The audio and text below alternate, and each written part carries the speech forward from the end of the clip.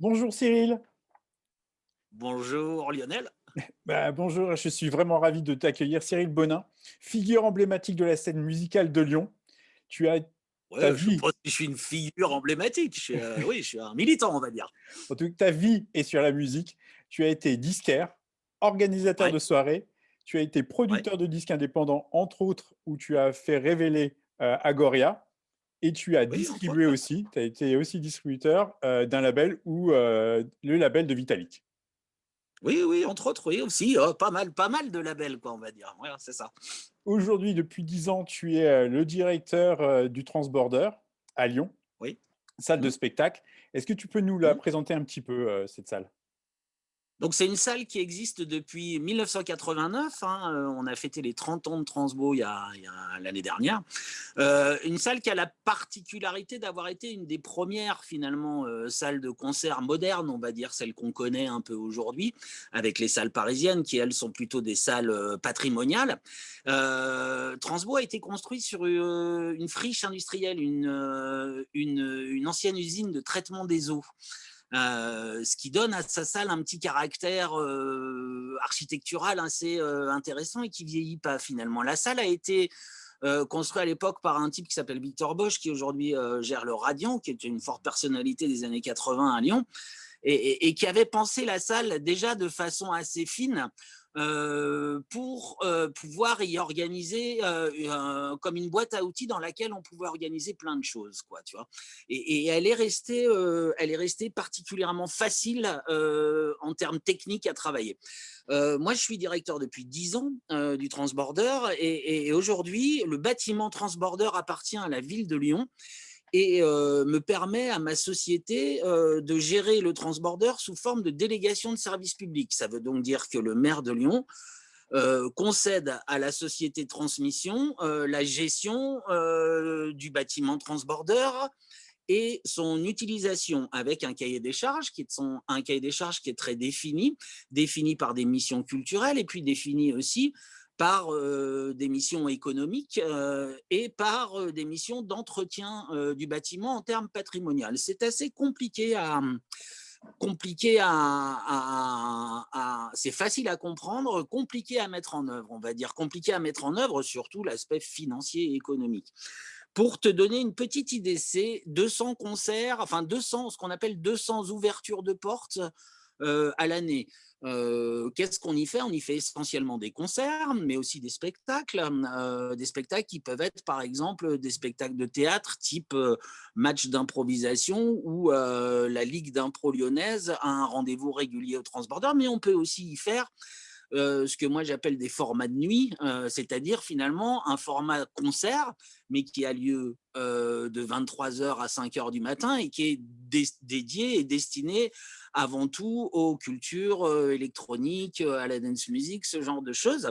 Mais on y fait aussi, et ça n'apparaît pas à l'agenda du Transborder, de ce que moi j'appelle de la privatisation, c'est-à-dire des entreprises essentiellement des grands comptes peuvent louer le transborder pour y faire qui des séminaires, qui des réunions, qui des soirées un peu festives, un peu marketing, ce genre de choses. Et nous avons aussi une activité qui est une activité tournée autour des soutiens à la scène locale, avec notamment un programme d'été qui s'appelle les Summer Sessions, où on a créé une troisième salle à l'intérieur du Transborder. Transborder, c'est deux salles à l'intérieur, un club de 600 personnes et une grande salle de 1800 personnes, mais aussi dès qu'on est arrivé il y a 10 ans, on a créé un espace extérieur fait en container. Aujourd'hui, ça paraît très classique, on en voit beaucoup de ces espaces extérieurs, mais enfin, il y a 10 ans, il n'y en avait pas tant que ça. Et ça nous a permis d'inventer un programme l'été, parce que souvent, les salles de concert comme les nôtres sont fermées l'été. C'est la période des festivals. Etc. Il n'y a pas beaucoup d'activités, alors on préfère, entre guillemets, fermer, un peu comme les théâtres ou ce genre de choses. Ben, nous, on a pris plutôt l'inverse et on a parié sur le fait qu'on pouvait créer un programme l'été. Ce qui induit, et tu le comprends, vous le comprenez assez facilement, c'est que derrière, l'un des modèles économiques de Transborder, c'est évidemment les recettes de bar, puisque j'ai tendance parfois à dire qu'aujourd'hui, le Transborder, c'est un bar dans lequel tu peux y voir tout un tas de trucs, alors qu'évidemment, en termes purement institution culturelle, c'est évidemment une salle de spectacle. Donc, c'est 200 concerts, enfin 200 ouvertures de portes en moyenne, 150 000 spectateurs, un prix moyen du billet qui est aux alentours de 17 euros. Donc, c'est pas très cher finalement à Transbourg. On a très peu de concerts au-dessus de 30 euros la place, sauf quand c'est des superstars un peu historiques, type Patti Smith ou des choses comme ça où l'économie est vraiment très compliquée et qu'on tient absolument à faire le concert. Et il y a environ 25 000 spectateurs qui viennent voir chaque année des programmes gratuits. Les Summer Sessions, par exemple, sont des programmes gratuits. Nous avons aussi un programme qui s'appelle French Kiss autour de la scène locale. Les entrées sont gratos sur réservation, les nuits zébrées de Radio Nova ou des choses comme ça. Et le chiffre d'affaires est de 2 millions d'euros en moyenne, avec évidemment hors période Covid-19, un modèle économique qui était trouvé, c'est-à-dire pas ou très peu de subventions publiques, enfin très peu, pas de subventions publiques. Pas d'argent de la ville de Lyon, pas d'argent de la métropole, pas d'argent de la région Auvergne-Rhône-Alpes et pas d'argent de l'État. Mais c'est pas grave puisque le modèle économique fonctionnait bien. Nous faisions la société de transmission générait en moyenne entre 50 et 100 000 euros de gains chaque année. Donc j'allais dire super, enfin tout va bien, la ville de Lyon est contente. En plus, on paye un loyer à la ville de Lyon avec une part de loyer fixe et puis une part de loyer variable. Et donc, pour revenir encore à l'activité, je sais pas, tu vois, c'est une salle dans laquelle tu peux voir des concerts d'artistes, entre guillemets, historiques. Je pense à la scène française, par exemple. Tu vas avoir régulièrement des Dominica, des Bertrand Belin, des mecs de Louise Attaque, IAM quand tu vois, quand ils reviennent, toute cette scène-là.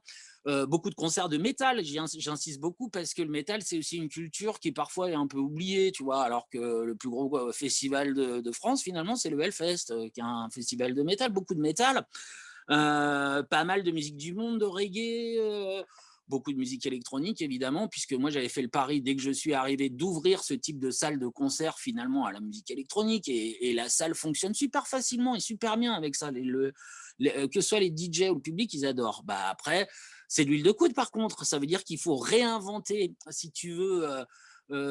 techniquement, géographiquement, la salle, il faut la faire bouger. Tu changes le DJ de place, un coup tu le mets dans le gradin, un coup tu le mets un coup tu le mets sur la scène, un coup tu utilises le club et la grande salle en même temps, voire l'extérieur, le club, la grande salle en même temps. Enfin, tout un tas de trucs où quand moi je suis arrivé, je me disais, putain, les intermittents du spectacle, les techniciens, ils vont peut-être faire un peu la gueule quand je vais les secouer en disant non mais les gars, on y va, on fait comme ci, comme ça. Pas du tout, en fait, ils ont adoré.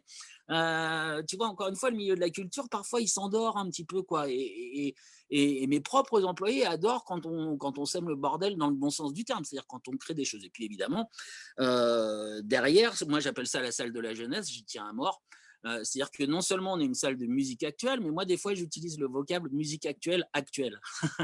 C'est-à-dire que tu vois, je pense à la pop urbaine ou tu vois toutes ces stars d'aujourd'hui qui font un peu grincer des dents les parents, quoi, mais les ados adorent, la jeunesse adore. Eh bien, il est bien évident qu'il faut que ces artistes-là soient présents sur les scènes de Transbo et qu'on monte avec eux et avec leur structure de production au moment où ils démarrent leur carrière, des formes de coproduction, de choses comme ça, quoi. Voilà. Ton profil complet de la musique et ton parcours complet de la musique et ton côté entrepreneur a permis de développer au-delà d'une salle classique, une salle comme le Transborder. Mmh. Moi, je suis assez d'accord avec cette définition. C'est-à-dire que, j'allais dire, je mets 3, il y a 3 choses pour moi. Il y a d'abord le fan de musique. Je pense que il faut savoir de quoi on parle. Enfin, tu vois, je pense que quand même le postulat de base, c'est que j'adore ça. Voilà, c'est un truc. J'écoute des disques, j'achète des disques, je vais voir quand j'ai pas de concert moi-même, je vais voir les concerts des autres, je vais dans les festivals. Je continue à aller dans les clubs, etc. Bon, parfois un peu moins, parfois un peu moins enthousiaste qu'il y a quelques années, mais enfin, c'est la première chose. La seconde chose, c'est le côté entrepreneur m'a toujours, m'a jamais fait peur, si tu veux, quoi. Et j'allais dire avec l'entrepreneuriat un peu social. Moi, je viens de classe populaire, j'ai un rapport à l'argent qui relève de. Je viens plutôt tu sais, de cette génération un peu do it yourself, punk, même les débuts de la techno, etc. On crée nos propres métiers. J'en suis encore là, c'est-à-dire j'entreprends finalement pour avoir un métier cool que je maîtrise et puis en faire profiter les autres avec des valeurs que je continue à partager. Et ça marche pas trop mal. Ou ça peut être aussi une forme d'économie modeste des fois. Un Je dis. Et puis la artisan, troisième chose, pardon. un artisan. Exactement, c'est exactement ça. D'ailleurs, c'est bien souvent une des raisons pour lesquelles je m'engueule avec le milieu de la culture, qui est parfois un peu méprisant pour un certain nombre de secteurs, comme ce sont parfois des intellectuels, voire des artistes qui sont à la tête de grandes institutions. Ils oublient un peu la réalité des choses. Mais après tout, pourquoi pas? Puisque d'ailleurs, tu vois bien que le chiffre d'affaires, 2 millions d'euros, c'est un chiffre d'affaires d'une société d'artisans moyenne, quoi. Voilà. Et puis, le truc très important, c'était la boîte à outils. Il me fallait cette boîte à outils, entre guillemets. Le transborder, c'est une boîte à outils. C'est pas, je sais pas quoi, tu vois, c'est pas un truc, c'est pas un musée, c'est une boîte à outils dans laquelle on peut faire plein de trucs. Il y a 3 salles, ok, il y a des normes, des règles, des machins, etc., mais on peut jouer avec. Et moi, je fais partie de ceux aussi qui pensent que la culture, c'est quelque chose de quotidien. Donc, je n'aime pas, par exemple, utiliser le terme il se passe des événements à Transborder. Il ne se passe pas des événements. Il y a des choses, c'est quotidien. Enfin, voilà, c'est comme ça. On en fait 200 par an. Ça fait partie de la vie culturelle d'une métropole comme la métropole lyonnaise. Donc, ce n'est pas des événements. Mais oui, oui, oui. De l'entrepreneuriat modeste avec un peu de fun aussi, quand même, quoi. Ça, c'est quelque chose qui me tient à cœur, mais je pense que tu connais suffisamment ce milieu-là pour savoir qu'on reste quand même un peu des grands enfants et que le but du jeu derrière tout ça, c'est de s'amuser. Et puis, les publics, c'est hyper important, ça aussi. Dans un des plus grands défis finalement du travail au quotidien pour moi, c'est toujours de se préoccuper de l'accueil du public. Tu vois, l'accueil du public, c'est essentiel. Entre la façon dont on leur parle, la façon dont on les fait rentrer à l'intérieur de la salle, c'est quand même vachement contraignant. On est en plan Vigipirate renforcé, il faut fouiller les gens, etc. Il y a eu encore quelques années en arrière, il y avait tous ces fantasmes autour de la musique électronique et tout ça est en train de. Ou le rap, tu vois, je me souviens, moi, où même les types de sécu qui sont aujourd'hui de grands professionnels, de mon point de vue, quoi, parce qu'on a très peu de turnover à Transbo, donc les mecs adorent travailler là et puis ils connaissent bien le public finalement, mais aujourd'hui, il y a zéro problème d'accueil avec le public du hip-hop, quoi, tu Mmh. vois, parce que ben, simplement, tu les traites bien, enfin, tu les traites normalement, j'allais dire, quoi. Et les publics, tu entretiens un minimum de relations numériques, tu es présent dans la salle, tu l'incarnes, la salle dans laquelle tu travailles. C'est-à-dire que des fois, les gens, ils rigolent, ils se disent, parce que tu sais, les gens, ils fument une clope dans le fumoir à l'extérieur, dans nos containers. Et puis, je discute avec eux, puis je leur dis, bah tiens, moi je suis le directeur de la salle. Ils me disent, c'est pas vrai. Mmh. Ils disent, non, non, le directeur, il est genre, je sais pas où, dans les loges, quoi, tu vois, ou un truc comme ça. Donc, ouais, ouais, oui, je pense que ce côté un peu artisan modeste et entrepreneur, moi, ça me plaît depuis que je suis gamin, ça aussi, quoi, tu vois, les deux passions finalement, faire et puis la musique, hein, qui reste quand même un truc. Ça me joue des tours d'ailleurs, hein, puisque bah, j'ai pas de vie de famille, enfin j'ai des enfants si tu veux, mais j'ai pas de compagne parce que j'ai un rapport au disque qui est quasiment pénible, j'allais dire, pour la vie quotidienne, quoi. Ta vie, c'est la musique, comme je disais tout à l'heure. Ouais, Tu ouais, es, c'est une entreprise privée qui gère un lieu culturel. ouais. Mmh. Heu, aujourd'hui, donc tu cherches une rentabilité dans un programme, artistique. Aujourd'hui, est-ce que Mmh. tu es subventionné? Tu en parlais un petit peu tout à l'heure et comment aujourd'hui, tu es fermé depuis la mi-mars, comment tu arrives Oui. économiquement à survivre? Alors là, la situation est inédite. J'étais et mon équipe étions sous le coup de la sidération, on va dire quasiment jusqu'à octobre. On n'a jamais manqué de lucidité, on a toujours été très conscients, et ce dès la première prise de parole de Macron, dès le premier confinement aux alentours du 14 mars, là, il a déclaré aux Français de façon très solennelle, mais les gens l'avaient pas vraiment entendu comme ça, que le retour à la vie normale serait lié à une avancée médicale type vaccin.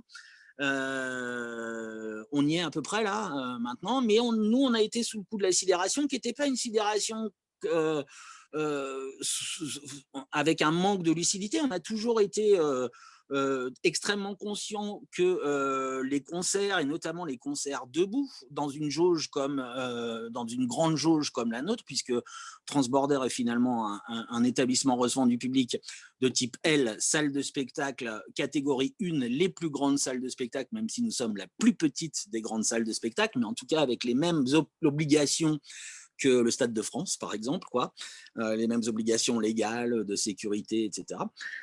Donc la sidération consistait plutôt à se dire comment, bordel, on va survivre dans ce marasme économique. Et là, la réponse de l'État a été finalement assez rapide et assez efficace. La première, ça a été le chômage partiel. Dans notre cas, fermeture administrative, hop, chômage partiel pris en charge à 80%. La société de transmission a pris en charge les 20% restants pour que personne ne perde de pouvoir d'achat. En parallèle, moi, je milite en tant que syndicaliste au bureau du Prodis, qui est le syndicat des producteurs de spectacles vivants privés. Donc on a eu et il fallait par exemple qu'on intervienne assez rapidement sur la question du statut des intermittents.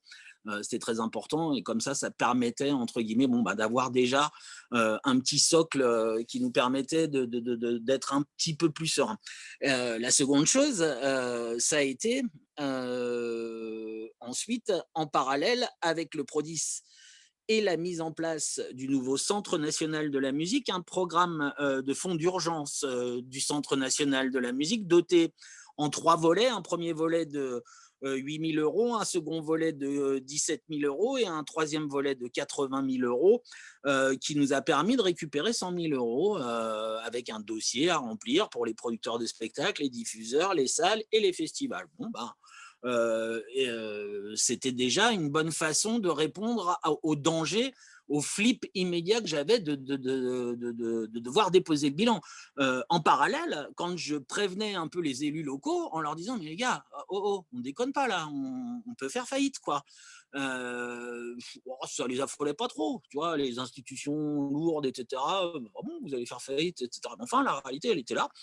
Et puis aujourd'hui, vient de se rajouter le fonds de solidarité. Voilà, on a droit à 10 000 euros de fonds de solidarité supplémentaires. Et puis, la nouveauté de ce qui est en train de se mettre en place, d'avoir jusqu'à 20% de notre chiffre d'affaires réalisé l'année dernière.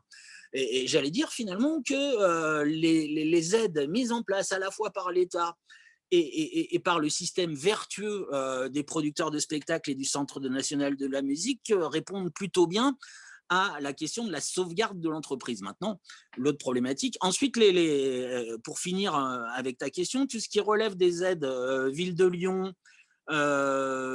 région et métropole sont de l'ordre de la discussion. Il n'y a pas encore de décision prise.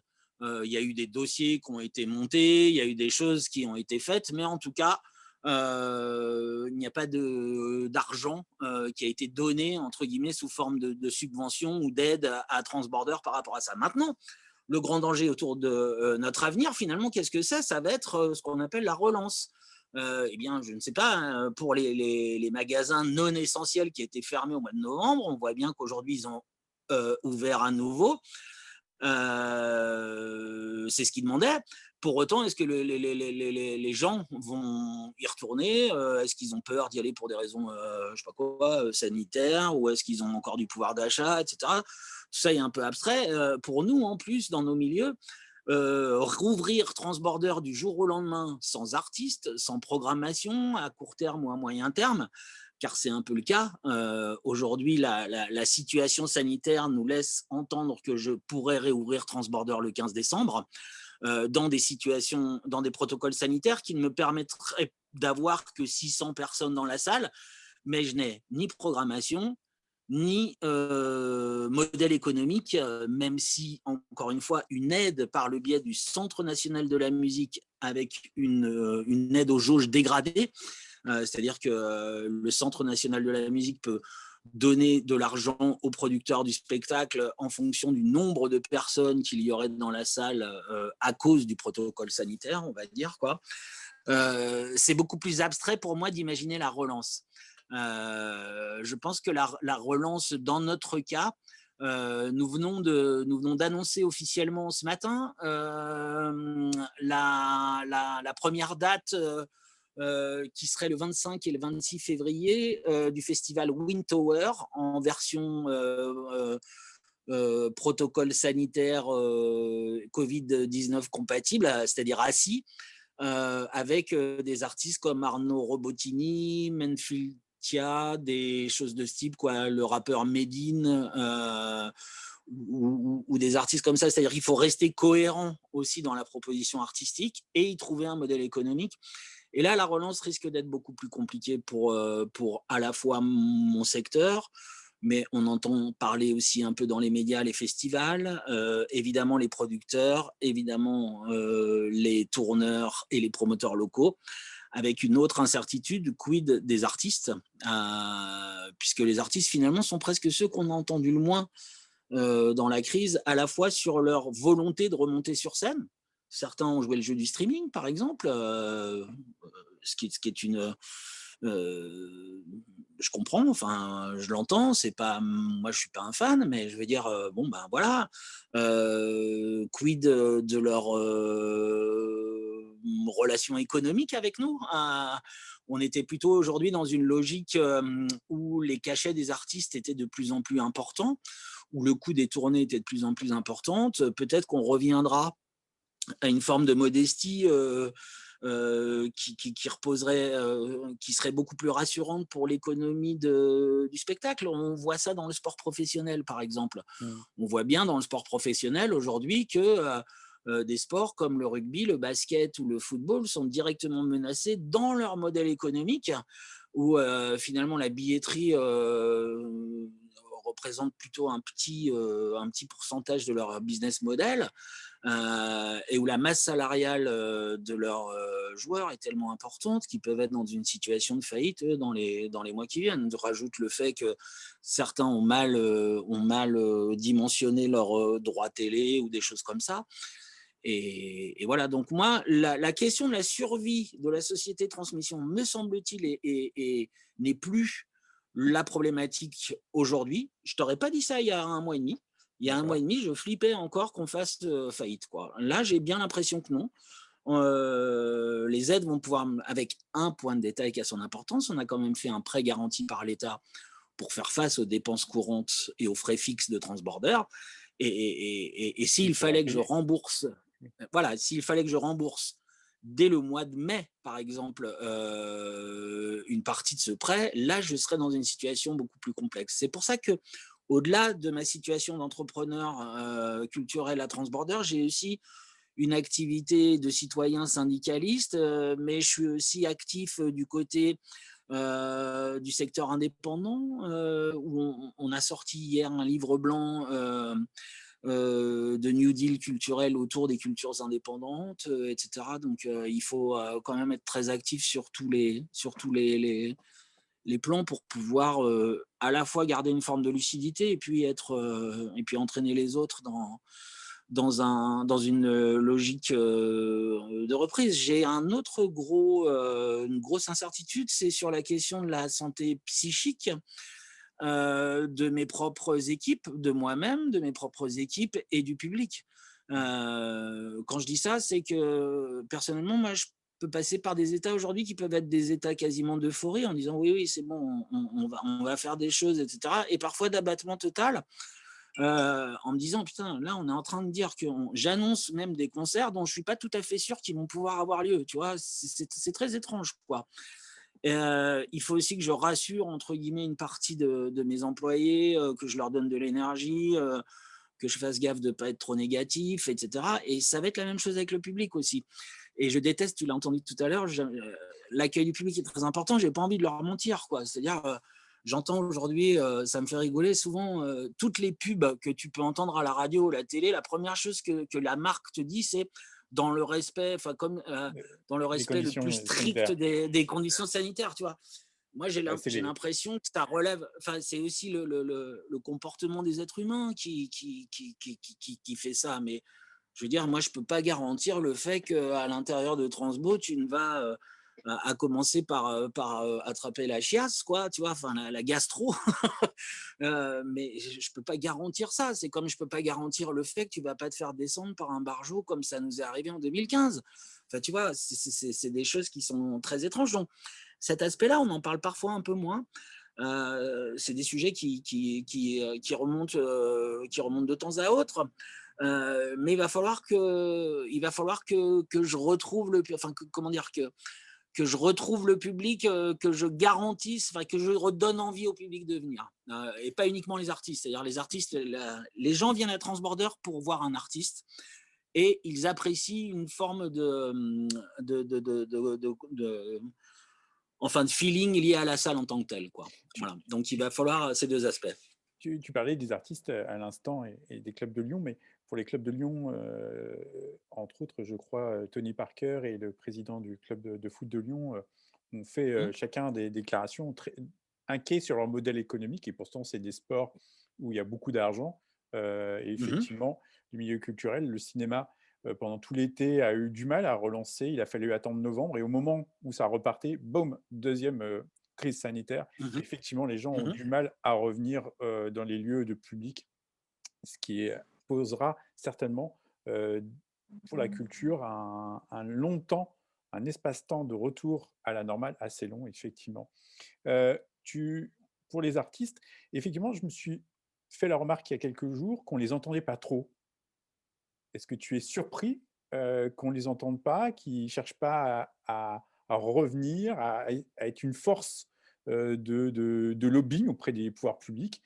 On entend les producteurs, on entend les distributeurs, globalement Mmh. l'industrie, mais les artistes, bizarrement, ne font pas vraiment d'apparition et ne demandent pas Ouais, c'est particulièrement à ça. revenir sur scène. Ben, ouais, c'est très étrange. D'abord, je pense que, il n'y a plus de monstre sacré, aujourd'hui, dans le champ des artistes français, par exemple. Je vais te donner un exemple précis. Il y a une quinzaine d'années, on avait une problématique de TVA dans le spectacle. Et on aurait aimé avoir une TVA un peu allégée, on va dire, un peu comme finalement une TVA culturelle. Et à l'époque, c'est Johnny Hallyday qui était monté au créneau en maîtrisant pas tellement bien le sujet, mais simplement son producteur lui avait dit ça serait bien que tu en parles à Balladur le jour où tu vas le voir ou je sais pas quoi et il en avait parlé et ben hop ça avait été géré dans les heures qui suivaient. Aujourd'hui, je pense qu'il n'y a pas tellement de figures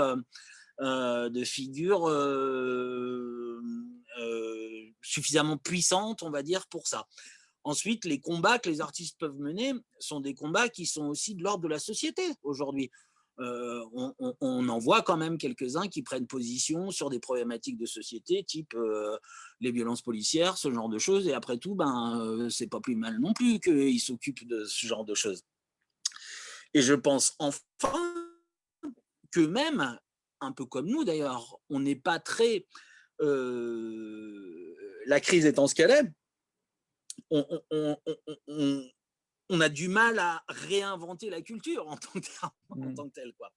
Mais là où je pense aujourd'hui on a assisté à un changement de paradigme, c'est que, eh bien oui, la culture est devenue finalement un milieu économique comme un autre, avec l'artiste qui est finalement devenu une sorte de marchandise comme une autre. Attention, ça ne me plaît pas Mmh. quand je dis ça, mais c'est des faits et que la question de la marchandise en tant que telle, ben, elle n'a pas trop la parole. Elle n'a pas trop la parole et puis elle ne la prend pas. Moi, je pense que c'est une question qu'il faut plutôt leur poser à eux. On a les usuels suspects, j'allais dire, tu vois, Akhenaton, Dayam, quelques stars type Bruel, par exemple, qui s'est engagé un peu à dire moi, je veux remonter sur scène. Il y a des artistes qui ont pris entre guillemets le risque d'ouvrir des ventes de concerts très lourds. Indochine qui a annoncé 3-4 stades, etc. Quoi. Ou des mecs comme Vianney qui ont annoncé leur tournée pendant la période la plus compliquée finalement, quoi, celle où ben, tu prends des risques en faisant ça. Donc voilà, et il y a une autre incertitude, c'est celui des artistes internationaux et notamment des superstars. Alors moi, mon analyse de la raison pour laquelle on n'entend pas les superstars, c'est parce que bah, c'est pas grave, ils sont blindés. Franchement, si U2 ne refait pas de concert jusqu'à la mort de Bono, si tu veux, ça va pas remettre l'économie de Bono, l'économie quotidienne de Bono en cause, quoi. Si Lady Gaga ne remonte pas sur scène, ça va un peu gêner Live Nation ou je sais pas quoi, mais enfin elle peut très bien survivre, quoi. Ou tout le classique rock où les mecs sont déjà à moitié morts sur scène, mais ils continuent encore à engranger de la thune parce que il faut arrêter d'être, enfin tu vois, il faut arrêter d'être ironique. C'est avant tout parce que c'est des gens qui font ça pour le fric, quoi, tu vois, même si ils adorent ça, mais bon, enfin bon, il y a des enjeux de fric derrière.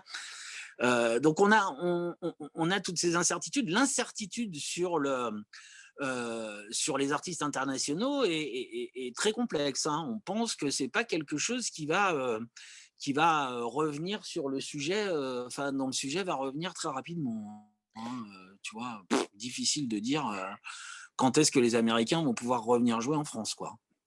Avec Fabrice Gadeau, directeur du Rex, on échangeait il y a quelques jours Mmh, au ouais. sujet des subventions. Il parlait de l'opéra. L'opéra va avoir une subvention de 50 millions d'euros pour faire face à la crise. Toi, en tant qu'entrepreneur d'un lieu Je t'entends culturel, plus, pardon. ah, tu m'entends pas? Ouais. Tu m'entends? Si, vas-y, là Ouais. ça marche. Le, Oui. avec Fabrice Gadeau, ah ouais. Avec Fabrice Gadeau, on a échangé il y a quelques jours sur, entre autres, la subvention qui sera versée pour l'Opéra de Paris qui va toucher 50 millions d'euros pour faire face à la crise. Quel est, toi, ton Oui, oui. rapport Ouais. en tant qu'entrepreneur indépendant, ne touchant pas de subvention particulièrement pour le moment en tout cas. Comment tu vois ça? Est-ce que tu penses que la culture devrait réfléchir différemment aujourd'hui? Bien. Oui, bien sûr, évidemment, et je suis un de ceux qui suis souvent le plus virulent. Il faut que je fasse très attention d'ailleurs quand je mène ces combats parce que on peut parfois avoir l'impression que je suis contre l'opéra, contre la musique classique ou contre le patrimoine, etc., ce qui n'est pas le cas. C'est-à-dire qu'en réalité, je m'en fous. Voilà, c'est là, ça existe, tant mieux, etc. Et tout va bien. Mais aujourd'hui, il y a en France une étude commandée par le ministère de la Culture qui sort tous les 4 ans, qui est la pratique culturelle des Français, en fait, quoi. Et la pratique culturelle des Français est en fait non seulement éloignée, mais totalement à l'opposé de ce que le ministère de la Culture subventionne le plus. Là, on est quasiment, j'allais dire, dans une erreur politique. C'est-à-dire, comment peut-on encore fonctionner sur un modèle qui relève des années 1980, qui consiste à donner 80 voire 90% du budget du ministère de la Culture, enfin des aides du ministère de la Culture, à quelques structures énormes et qui absorbent cet argent-là, avec en plus, dans certains cas, et je pense à l'Opéra de Paris, des scandales derrière. C'est-à-dire que du salaire de sa direction jusqu'à la réalité des histoires de harcèlement moral, sexuel, etc., la parité homme-femme, le comportement écologique, le prix des places, la culture pour tous, il n'y a rien qui va, rien, à part peut-être celui de l'excellence. C'est-à-dire qu'effectivement, heureusement, j'allais dire, je crois que les spectacles qui sont donnés à l'Opéra de Paris, quand il y en a, je rappelle qu'à Bastille, par exemple, ça fait 2 ans qu'il n'y a pas eu de spectacle. Là, on est juste dans une logique qui consiste à dire, non mais les gars, cette position-là, elle est indéfendable, indéfendable. Elle était défendable, j'allais dire, quand on aide le patrimoine français, comme le Louvre, par exemple, parce que c'est le plus gros musée du monde et que c'est peut-être une des attractions numéro 1 de la ville de Paris. Donc pourquoi pas? Pourquoi pas? Mais en tout cas, je ne comprends pas que le milieu de la culture, qui justement est un milieu d'intellectuels, enfin en tout cas de gens qui réfléchissent, pourrait se réinventer au-delà de l'économie subventionnée, comme c'est le cas, comme c'est une exception d'ailleurs à l'échelle internationale, et une exception dont à la fois on est très fier, mais je ne suis pas sûr que cette fierté-là, elle soit bien placée. Et qu'en plus, aujourd'hui, où là, les enjeux vont devenir européens très rapidement, tout le monde le comprend très vite, hein, il suffit juste d'être un observateur quotidien de l'actualité économique ou politique pour comprendre, par exemple, que les enjeux aujourd'hui sur la dette ou sur les aides, etc., relèvent aussi de décisions européennes et pas de décisions uniquement franco-françaises. Donc oui, je suis parfois en colère contre ce milieu-là, et je pense qu'à un moment ou un autre, il faudra justement, eh bien, à défaut de re-réfléchir, c'est ce que Roselyne Bachelot propose à longueur de temps, c'est-à-dire des états généraux, des machins, etc. Là, vas-y, tu vois, t'es bien placé. Je m'étais engueulé, par exemple, avec Françoise Nyssen, enfin engueulé gentiment. Je l'adore en plus, elle est très sympa, etc. Quoi. Mais elle me disait, ah oui, mais alors Cyril, qu'est-ce que tu vas faire pour la parité homme-femme? Je lui disais, vous êtes la ministre, déjà commencez-vous par donner l'exemple dans les endroits que vous subventionnez en mettant des critères qui soient extrêmement définis, et ensuite c'est à vous d'écrire la loi. Moi, je veux la loi, c'est-à-dire que si on m'oblige, entre guillemets, de façon légale à faire de la parité homme-femme, eh bien je le ferai, voilà.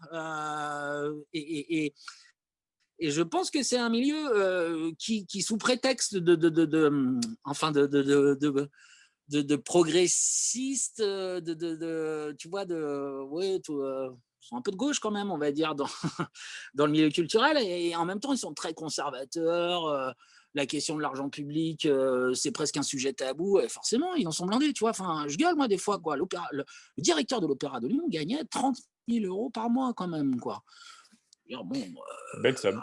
c'est pas mon rôle de gueuler contre ça, mais enfin bon, là, c'est de l'argent public, les gars, tu vois.